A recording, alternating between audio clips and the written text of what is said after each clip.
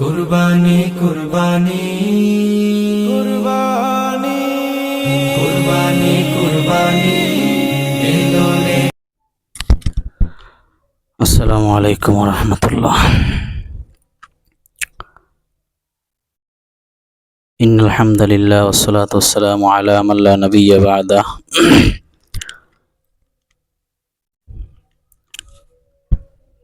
বিসমিল্লাহির রহমানির রহিম। ক্বালা আল্লাহু তাআলা ওয়াল ফাজর ওয়া লায়ালিন আশরা।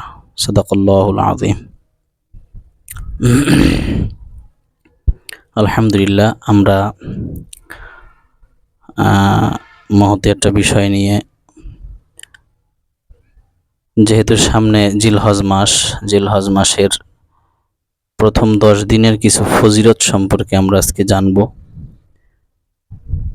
জিলহজ মাস এটা সম্মানিত হওয়ার জন্য কয়েকটা কারণ, যে কারণ ভিতরে একটা কারণ হলো জিলহজ মাসের ভিতরে হজ আছে, আরাফার মতো একটা দিবস জিলহজ মাসের ভিতরে আছে, কোরবানির মতো একটা আমল জিলহজ মাসের ভিতরে। এই কারণগুলোর কারণে আপনার জিলহজ মাসটা সম্মানিত। এটা এত সম্মানিত, রাসূল আরবি সাল্লাল্লাহু আলাইহি ওয়াসাল্লাম বলেন যে জিলহজের প্রথম 10 দিনের আমলের মতো অন্য কোনো আমল নাই। এটা এত উত্তম আমল। জিলহজের প্রথম 10 দিনের আমল, 10 রাত্রের নামাজ, 10 রাত্রের ইবাদত, এটা অতুলনীয় একটা আমল। সাহাবারা প্রশ্ন করলেন, ইয়া রাসূলুল্লাহ, জিহাদও কি এই জিলহজ মাসের আমলের থেকে ছোট? তো রাসূল আরবি সাল্লাল্লাহু আলাইহি ওয়াসাল্লাম বললেন, হ্যাঁ, জিহাদ এটাও জিলহজ মাসের যে প্রথম 10 রাত, 10 রাতের আমলের থেকে ছোট। তবে এই জিলহজ মাসের আমলের থেকে জিহাদের আমলটা বড় হবে ওই সময় যখন কোনো মুজাহিদ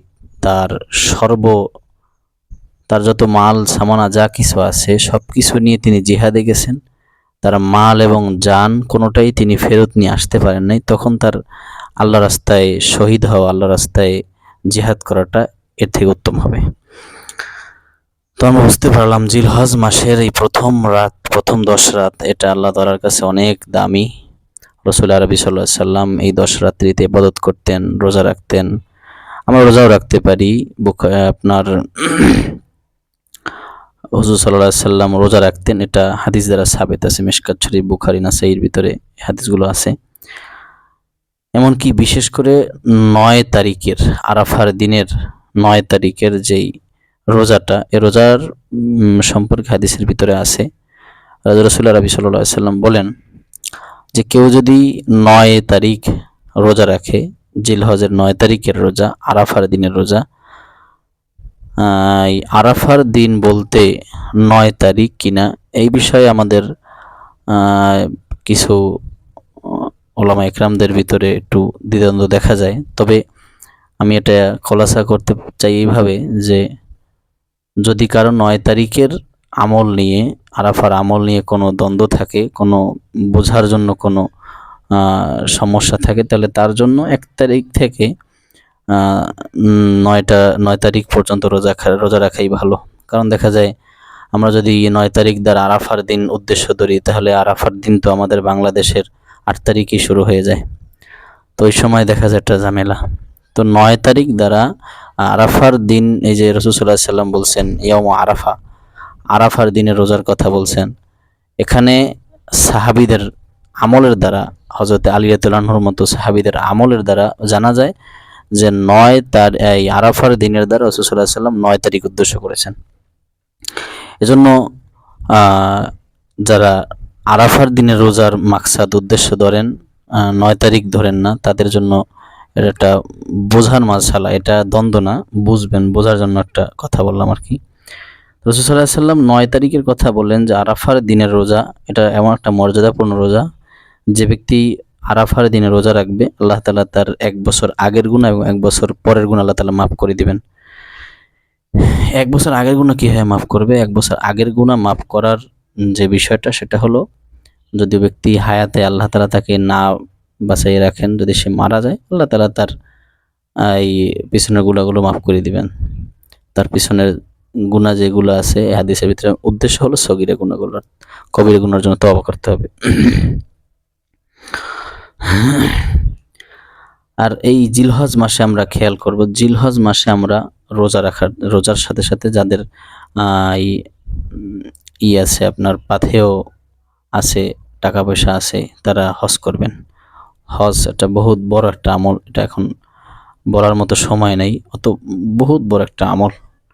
আমাদের যাদের টাকা পয়সা আছে, আল্লাহ তাআলা সকলকে হজ করার তৌফিক দান করুক। তো হযরত উম্মে সালামা রাদিয়াল্লাহু তাআলা আনহার একটা হাদিস আছে মুসলিম শরীফের ভিতরে, যে রাসূল সাল্লাল্লাহু আলাইহি সাল্লাম বলেন, যখন জিলহজের চাঁদ দেখবা, জিলহজে যখন চাঁদ ওঠে, তখন চাঁদ ওঠার পর থেকে নিয়ে আপনার কোরবানির নামাজের পর, কোরবানির নামাজ শেষ করে বা কোরবানি শেষ করে তারপরে চুল, নখ, মোষ, জিরেনাফ এগুলো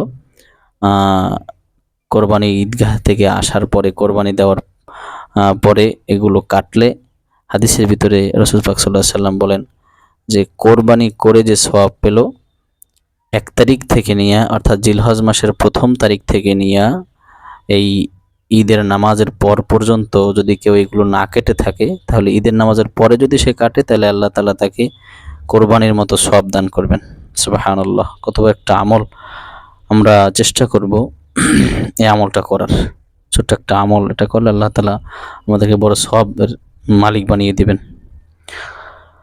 জিলহজ মাসে আমরা খেয়াল করব 9 তারিখের ফজরের পর থেকে নিয়ে 13 তারিখের আসরের নামাজের পর্যন্ত আমাদের আইয়ামে তাশরিক আছে, এই আমলটা আমরা করার চেষ্টা করব। এ নিয়ে আমি সামনে আলোচনা ইনশাআল্লাহ আল্লাহ তাআলা তৌফিক দিলে করব।